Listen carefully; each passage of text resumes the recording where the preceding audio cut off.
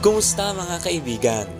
Welcome sa ating simple vlog this day, featuring ang pagkakaisa ng ating mga kapatiran dito sa Difun Quirino para sa Church Bayanihan. At ayan na nga, sinimulan na namin ang paglalagay ng buhangin, bato at semento sa mixer. Kaya't minekos-mekos na namin iyan.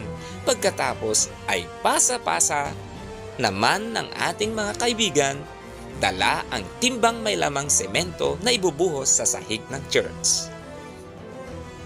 Kasama natin ngayong araw ang ating mga minamahal na mga mission officers ay kasama nating tutulong sa pagsesemento nitong ating magiging house of worship. Tunay nga mga kaibigan, napakagandang tingnan ang nagkakaisang iglesia para sa iisang hangaring maitayo ang dambana ng dalanginan sa lugar na ito. Nakakapagod man, pero sobrang saya, lalo na nung bandang kainan na.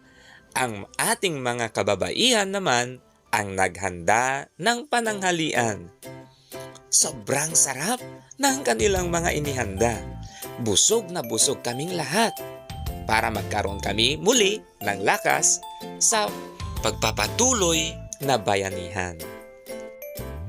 Pagkatapos ng tanghalian ay nagsimula muli kami sa gawain, baka kasi uulan. Sa awa ng Diyos, buti na lang hindi umulan at natapos namin ang unang bahagi ng flooring ng Difun Church.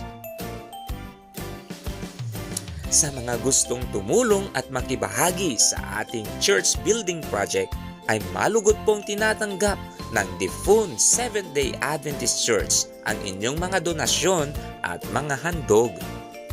Narito po ang ilang mga larawan during ng aming bayanihan.